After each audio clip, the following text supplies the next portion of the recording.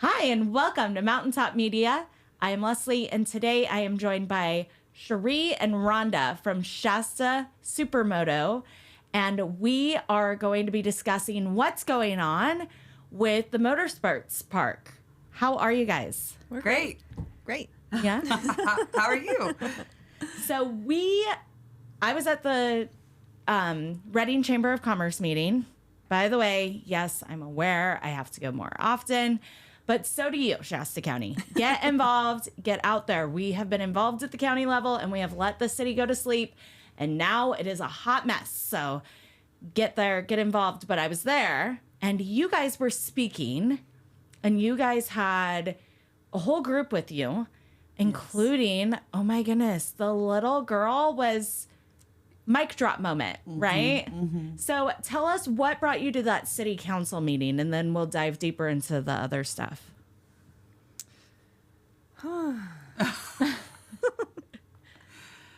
Well, we've been trying to negotiate our contract with the city airport going on 9 months now, and kind of felt like we weren't really being heard. So we decided to go to the people. I love that. And so many people don't understand that when you want something done, that's how you have to do it, right? Absolutely. So if you have something in the city limits that you need and you're not getting answers to, you take it to the city council. If you have something in the county that's going on and you're not getting answers, you take it to the county. These people work for us. They're elected officials there to represent us, the people. So I love that. You did the right thing. You went to the city, and then they heard your comments, and then there was a meeting that had already been scheduled, correct? For like a negotiations meeting that next Thursday, or that Thursday's meeting was already on the books, or did they schedule it because you were there speaking? They scheduled it because we were there speaking. Right. Okay. We had come the month before and spoke once and kind of got some questions back from them there at the meeting, but they were saying that we were waiting for a second approval, which was kind of new to us. So every time we've looked into what's going on, it's always something a little bit different. So that's why we went again, so that we can kind of clarify which direction we're going. Absolutely. And that makes sense.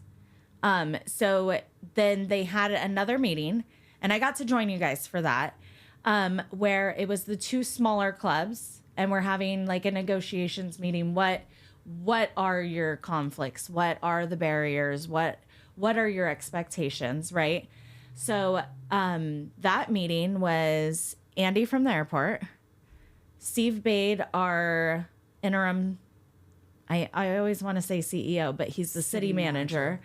And then is it Rod or Rob? Rod. And he's from the city. No, he's the assistant airport manager, used to be the airport manager. Oh, okay. Cool. So I didn't know that. Okay. So then what is Andy's role at the airport? He's the actual manager now. Okay. Okay. So we had two representatives from the airport, the city manager, and then we had Dr. Januka representing the council. Right. And that, I'm so grateful that I was able to be in that meeting, because we got to hear what the council's vision was for the park, right? Correct. Because the property is city property. Correct. Right? It's owned by the airport, but managed by the city. So it is open to the public-ish. And so the council needed to make a decision based on what is best for the whole community, right? So it was really good to hear Dr. Danuka's heart. And he said, it needs to be all-inclusive to everybody. It needs to be, a positive situation. And he broke into, like, has the cart club had any issues? Had any, there's been no claims against the city. There's been no huge dramatic blow ups. And same thing, he asked about you guys. Has there been any claims?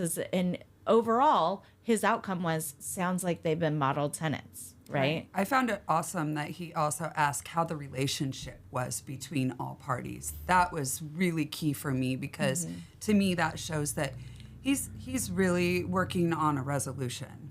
Yeah, absolutely. And the whole point of it is they have to have somebody, an entity or entities that take control of it, because the city doesn't have the time or energy to Right. pour into it. And if they did, it would become a runway, right? Like, we're not Yes. going to micromanage this. We don't want to facilitate all of the events. And so they're finding a leasee, right? So this brings us to where things get kind of crazy, and you guys, Convoluted. it gets complex. Yes. So I know, and we're not going to jump into the weeds of anything, but I know that there's been a lot said about a no compete clause, right? Yes. And why that's such a big deal and what that means. Are you guys asking for complete control of that to where you're the only motorsport group out there? No. Or can you explain to me what that is and why that's so important to you and your organization? Well, I mean, if you think about our history, we've been there for 12 years. The Shasta Kart Club has been there for, I counted 48 years. I went back and looked in the city council history, and I saw a updated contract in 1978, I believe it was. So they've been there a long time. They are the ones that raised community funds to build the track. Volunteers built the track. The city has never put, money into the track or that footprint. We came in, we built the dirt section. We've worked together with the Kart Club for 12 years. So there's a lot of time and energy and money that's been put into that particular part of the facility. And we had been working with other clubs. We had been consistently growing. We brought Shiree in, who's our track referee, and became an AMA commissioner for medical and safety. And special races. And special races.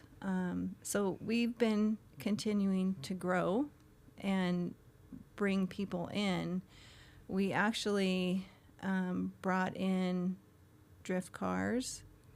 The Kart Club brought in autocross. So we're not opposed to trying new things or allowing people to be part of it. We're just trying to protect our club and our members and our community and not get run over by... Yeah, I was just going to say, I'd like to interject here and Sure. just say that we've already been working with clubs. We already have things scheduled to, to help kids get on, to help women get on the track and, bring the community together in partnerships with other clubs. Yeah. So it makes it really hard if someone else comes in and it's conflict of interest with not only our schedule, but how much time people have to attend all the events or the events that we partner with. Well, and the way that our club is structured is we have to have memberships, we have to have volunteers. So how are we going to be able to survive if we're not allowed the opportunity to take on renting the track out? There's no incentives for our club members. Right. Right. And that makes sense. So for the last year, you guys, 9 months. 9 months. It's been. There's been no access. Correct. Right. We started negotiations back. Well, we wrote a letter to the city in August, and we were totally on board with going under the Ready Motorsports Park. So negotiations started really around August of last year, but then our contract didn't get terminated until March. So we did have one practice this year in March. And we have had the same insurance for 12 years. It's a special insurance that Supermoto and carts use. It's a sanctioned insurance where I just recently learned all about this, but on a sanctioned insurance plan, the insured is the sanctioning body, and then they insure a lot of multiple locations, tracks. And you actually made like a really cool video about insurance, which we can actually link it. put into this video. Okay. So we can do that, and then that explains it. But it's also really fun to watch. It is. You're so talented. So we'll do that. We'll put the video in right here so Perfect. that everybody can see that. But sounds like from the newest information coming out with the current agreement, the main leaseholder's insurance would be that large amount that they've been asking for, which would then save you from having to go get a newer policy. This policy should stay intact and be able to cover from everything that I've heard in the negotiations. Which we're prepared to do that. It's just complicated because without a new license agreement, when you go to get new insurance, they need that license agreement. They need Right. all this information that we don't currently have in place. So we're really in limbo at this point. Besides that, not getting club dues, it's coming up with the funds for something like this is it's work for us. Yeah, absolutely. So moving forward, if all of this can get ironed out and we have this great agreement, let's talk about what is Shasta Supermoto? What does it do for the community? How did you guys start? Like, we're hoping that everybody kind of sticks to their guns. I love Dr. Danuka had some great comments and insights into what he expected it to look like, what the council's vision was. So it sounds like we're headed in a pretty positive direction. You guys are wrapping up your scope of work that they requested, your calendar that they requested. All of that will get submitted. Mr. Bade said that it's going to be, 1 to 2 months of negotiations. So all of that aside, tell us a little bit about your organization, but tell us how people can come get involved, can come learn more, can come be a part of something that is positive, that's had a long history. I think Shiree can speak to this because I mean I've been part of it for 8 years, and I can let her speak to what drew her to us. Well, first of all, what we do is partner with people, and how I came along is partnering with Shasta Supermoto. I was in a different race club, different kind of bikes, and I was injured, and I felt like I kind of got forgot about. I'm still going through treatment on a crash that I had, and it was just so nice to go somewhere. I ended up there quite by accident. My grandson wanted to give him something that I didn't have. I knew they had races on mini motorcycles. I had started a school teaching motorcycles. I also have a nonprofit called Sheemotos, which we use motorcycling as a trauma outlet. And so with that being said, when I went there and I was welcomed with open arms, and I could work instead of pay to, get my grandson racing, because at the time I wasn't working. I was going through surgeries on my arms, and I feel like it was just such a breath of fresh air to be accepted with open arms. All of the things that I didn't know about Supermoto. It's kind of funny, when I met Mark, I was kind of showing off one of my bikes, and it had slick tires, and he goes, "Oh, we got to take that on the dirt on our track." And I go, "Oh, these slicks don't go on the dirt." And he said, "Oh, yes, they do." So then I learned all about Supermoto, and it was just kind of a step down from all the professional hustle and bustle of people doing. It's a very cutthroat community in the race industry. So this was different.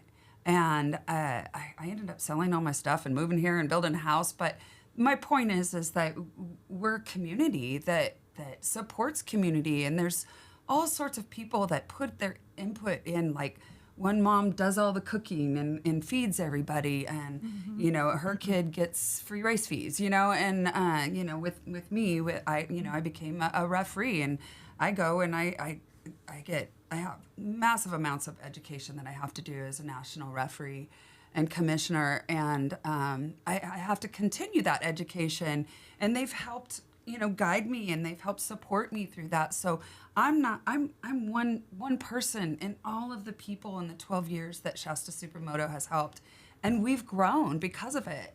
So it's very discouraging when, you know, the city wants to just give that leadership to somebody else that doesn't understand that part of it. Right. And that makes sense. Like and not only that, but diving kind of back into the history and how you guys have developed, you have like a sweat equity interest into this. You talked a little bit about how you built the one dirt section to improve on the kart club, but you guys have done everything. I mean, I was talking to Mark and he's doing tree maintenance, and you guys have done all the upkeep. You were talking about, you even put the toilet paper in the bathrooms. Like, I mean, you have made it to where this is not a burden on the city. It's an asset. It's a community. It's a place to belong, right?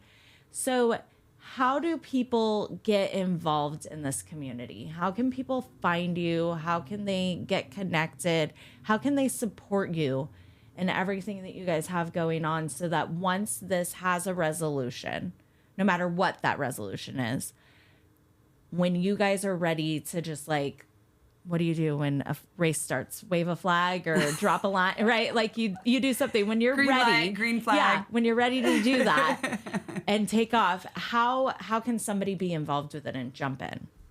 Well, we have a website, shastasupermoto.com, and then we have a Facebook page, Shasta SuperMoto.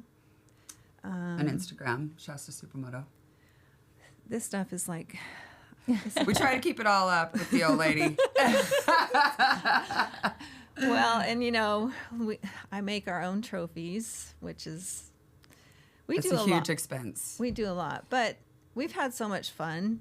I mean, if you come out to the track, you're immediately, you know, loved and accepted, and people love to teach. They love to. I can't tell you how many times I've come down from the scoring tower and I see my bike out there and my gear, and you know, I'm like, hey, I'm not out there. Why is my number and my name out there? Where's my Mark's just he just loves to put He gives people, her bike away so people can race. Yeah. But there's all kinds of ways you can get involved. You can go, Shasta SuperMoto also partners with Sheemotos.com. There's a way you can donate if you just want to donate and help the cause. We can absolutely use that. If you want to come just be a spectator, we can absolutely bring you in. Our schedule will be posted. If you're interested in helping us just take tire warmers off bikes and help a crew race, like there's ways to do that. Get your kid into racing, riding, any of those things. But there's always someone out there that'll help just the general public with whatever they want to do. Announcing. We have people announcing. We have another lady that's just started learning how to do the scoring, you know, and that's all she wants to do. She doesn't want to do it, but she does want to do that. So it's like, yay, you know, Rhonda doesn't have to do everything. So there's so many ways to get involved that you wouldn't even know. Even just helping us with flyers or websites or, you know, media. You know, there's so many things that you could do. Partnerships, you know, putting on more races globally, locally, nationally. You know, we really want to get into the meat and potatoes of what we do and spread the word and support it nationwide, hopefully, you know, internationally. Yeah. That's me. That's the big dreamer, you know? Well, you did have a national race last year. Yes. And we had a 24-hour race where we put together 2 women race teams that raised their own money. They were required to build their race resumes, and some of them are really funny, but they were great because this is a way that these women can get started in racing and actually have a successful career in racing because they started with this little mini motorcycle club that required them to do a resume and learn how to gain sponsorship. So there's so many different areas that just reach out to us and ask questions. We'll be able to guide you in the right Tell direction. us what you love to do, and we will let you do it. We will find a place for you. We will let you do it. We do not turn any help away, believe me. I love that. So I'm glad that you brought up Sheemoto. How else, like you said, that is an organization that you've came up with that allows for healing and trauma recovery Through motorcycling. Absolutely. Absolutely. So tell us a little bit more about that specifically. Like what was the thought behind that, and how does that work? Well, it started years ago when I had PTSD from a car accident my husband was killed in. I had a brain injury, and I was dealing with a lot of dark days. Bought a motorcycle, something I've always done, but I hadn't had one in a while. And I started going to the track and riding on the track. And where I had sleep problems before, one weekend on a track would help me sleep all the way through the week because I was so tired, exhausted. All that adrenaline, all of those things really helped with my peace of mind. So that's when I thought, hey, we could do motorcycling. We can raise awareness to use it as an outlet, for trauma, for PTSD. And all the women started kind of getting involved with me, being the nurturers that we are.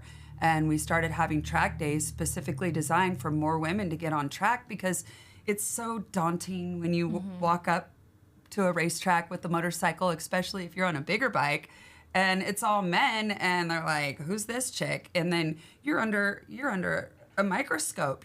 People are looking at you, people are watching at you, and we just wanted to make a safe place to where you're not being watched, you're being taught. And then we started doing like little workshops in the paddock, like tire maintenance, chain maintenance, how to build a bike, how to maneuver a bike, just walking it around. Us women, we do it differently. We use our hips and our thighs. Men use their arms and their upper bodies. So we handle bikes much different ways. So just little secrets like that we could help, get longevity out of what your therapy is. We call it throttle therapy, and it's something. And there's a lot of people in the industry that use it. How many grandmas do we have in our club like me?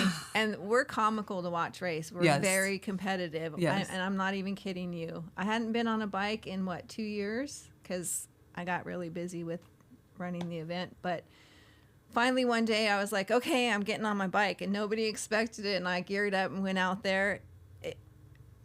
People were just laughing and clapping and hooting and hollering because it was just so much fun to see all of us girls back together again. And a majority of us have come together because of our traumas. She had a daughter who succeeded in suicide.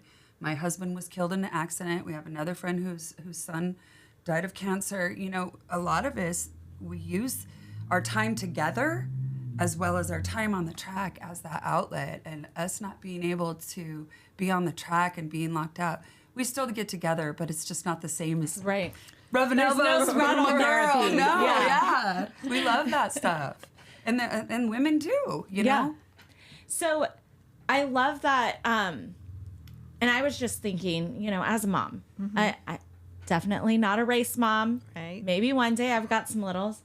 But as a sports mom, I know what it's like to be the carrier of all the bags and the keeper of the schedule and the, being the person making that happen. It's exhausting, but it's also like a thankless job. It's, there's no identity for yourself in it because it's all about, so I could totally see how something like this allows a race mom, that typical soccer mom to not be the one toting the gear and have her moment where she can be involved in something that her kids and her family are involved I in. actually picked one of the moms that always provides the food and always is helping in the paddock and all the things. I actually made her a race mom, and the definition under Urban Dictionary has her name on it. Oh, that's awesome. And she just rode my bike in her first race last, 2 weeks ago? Oh, yeah. Yeah. So she got to race the first time with her daughter. Yes. That's Her awesome. daughter. And twisted her ankle. Well, we weren't going to mention that. 'Cause, yeah, we weren't going to mention that. But she did. She got out there and she wants to do it again. So, yeah, I mean, see old women like me out there. It's like, if she can do it, I can do it. And the you know? littles, too. If they could do it, I yeah. could do it. One of the girls that we had, Annabelle, Yeah. she came with a bigger bike because she was a bigger girl, but she didn't have the skill level to race with the bigger kids. So I went and talked to all the parents with the smaller kids and said, hey, you mind if she races with the littles, with the little bikes? And they said, no problem. Well, she did a few races, but one of the races she got a first place. And I am telling you, as a referee and making those calls for it being safer for her with the little kids, and then watching her grow her self-esteem, the day that she won that first place trophy, I ran up to her and I gave her a hug, and she broke down and cried because she was so excited, and finally she reached that goal, and we had to bump her up. Yeah. Yeah. And she was okay with being last on the track at that point because she already won Right. on the race before. But if she had gone out and been last and unsuccessful all season long. she wouldn't have had that confidence, and she probably would have quit. So that's really awesome. Absolutely. And now she's a sassy little thing. Yeah, she's fast. My husband said she could probably beat you now, Ron. And I was like, oh, my God. Wow. She got fast. Yep. I love that. Yep. Yeah.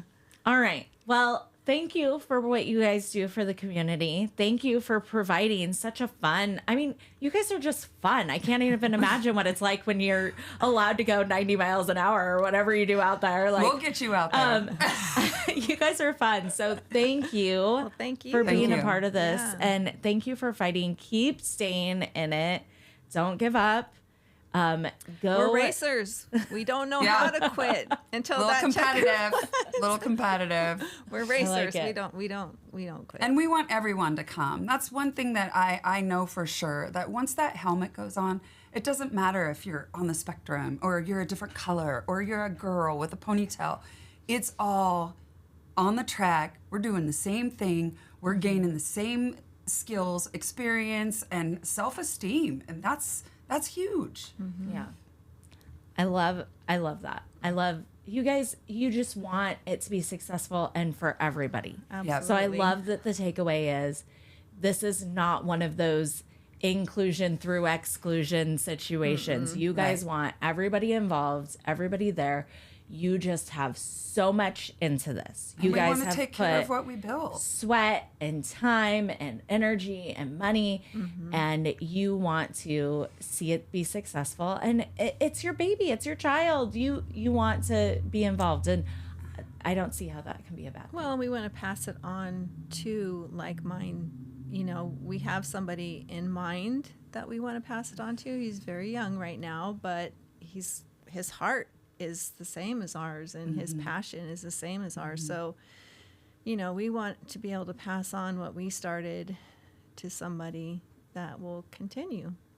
I love it. Yeah.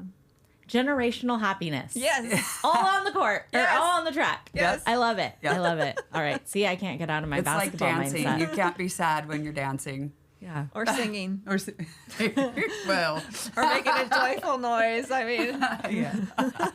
All right. Well, thanks for coming in. I appreciate Thank it. you. And good We luck. appreciate thank you. you. Yeah.